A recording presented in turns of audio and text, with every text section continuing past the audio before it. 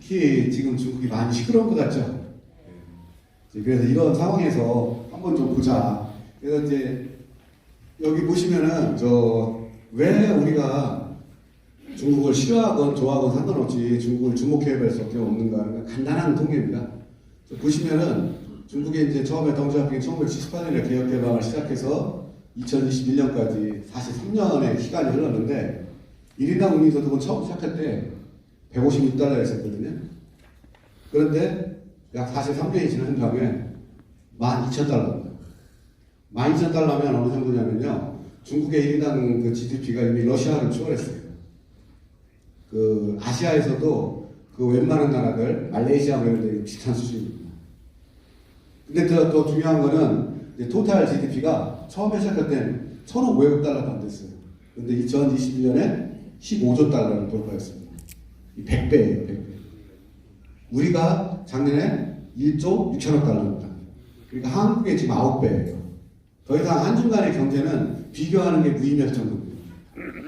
이 정도 사이즈면. 그리고 이제 또 절대분권이라고 해서 이제 하루에 1달러 이하로 생활하는 사람들, 그러니까 생존의 문제에 걸린 사람들 얘기하는 거죠. 생존의 문제가. 그런 사람들이 40년 전에는 인구의 82% 있었어요. 근데 작년 2월 달에 더 이상 저런 사람 없다. 저거는 이제 중국만이 선언한 게 아니라 월드뱅크라든지 IMF 이런 데서 이제 인정을 해준 거고요. 그러니까 인류 역사상 저런 케이스가 없다라는 겁니다. 40년 만에 저 정도의 인구가 빈곤에서 벗어나는. 근데 이제 재미난 것은 이거와 대비되는 인도의 사례. 인도가 워낙 1978년 무렵에는요, 1인당 국민소득이 얼마였냐면 250달러였었어요. 중국보다 100달러가 더 많았어요. GDP도 비슷합니다.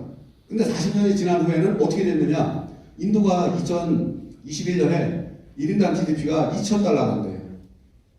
토탈 GDP는 3,000달러가 안 되고 다 중국의 5분의 1밖에 안 되는 거예요. 10년 동안 쉽지 않습니다. 10년 주기로 이루어졌 그래서 그 중에서 이제 오늘 제가 보려고 하는 일은 이 강의 주제로 정한 거는 앞으로 최소한 5년 더 시진핑 체제를 좀 봐야 될 것 같아갖고 그 시진핑 시대는 어땠느냐? 여기 이제 인용부호 붙은 건 제 말이 아니라 중국에서 쓰는 말이에요.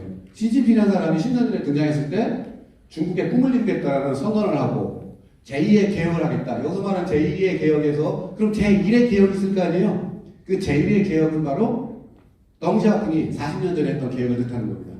그래서 덩시아핑이 40년 전에 개혁개방 정책을 통해서 중국을 부유하게 했듯이 자기는 제2의 개혁을 통해서 중국을 초강대국으로 만들겠다고 선언한 거예요. 그리고 중국은 아직도 5개년 계획을 계속 하고 있거든요. 그래서 지금 14차 계획 기간입니다. 14차. 거기다가 18차 당대, 19차 당대, 그리고 지난달이 아니니 우리가 12월이니까 10월 23일 날뿐만 20차 당대까지 뭔가 얘기를 계속 했어요. 근데 문제는 뭐냐? 이걸 얘기해 주는 사람이 아무도 없어요. 신문에 저런 거 나지도 않아요. 왜냐면 한국 신문에서는요, 중국에서 조금만 요새 좀 객관적으로 긍정적으로 쓰는 글이 나오면 항의 전화가 하도 많이 와갖고 실지를 못하는데요. 어차피 신문도 그 독자들에게 서비스를 하는 거니까 독자들의 생각을 바꾸기보다는 그냥 거기 비스름하게 따라가는. 그래서 한마디 말해서 중국 때리기라고 그러거든요. 그런 식으로 하면 이해를 할 수가 없어요. 근데 중요한 거는 뭐 중국을 미워해서 시간을 듣고 최소 뭘 하는지는 알아야 될 거 아니에요. 예를 들어서 중국이 저는 뭐 일본이 망한다고 보지는 않지만 일본이 심각한 이유가 처음에는 1991년 그 부동산 버블이 깨지기 시작해서 잃어버린 10년을 했다 지금 무슨 얘기를 하느냐 잃어버린 30년이라고 해요. 그리고 2010년에 있잖아요. 중국과 미국이 역전이 됐어요.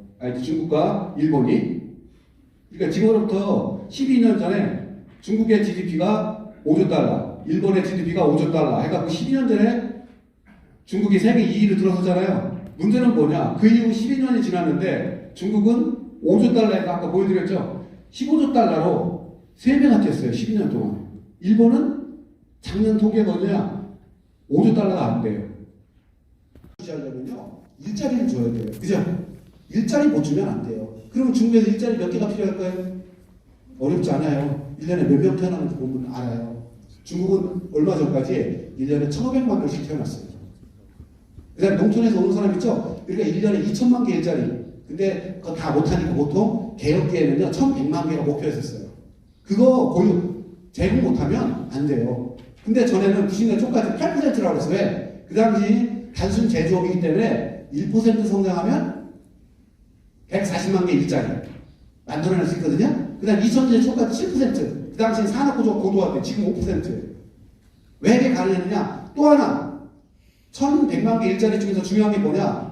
올해 중국 대학교 졸업생이 몇 명인지 아세요? 1000만 명이 졸업해요. 왜 코로나를 풀 수밖에 없느냐? 올해 1000만 명 중에서 500만 명이 그냥 실업이에요.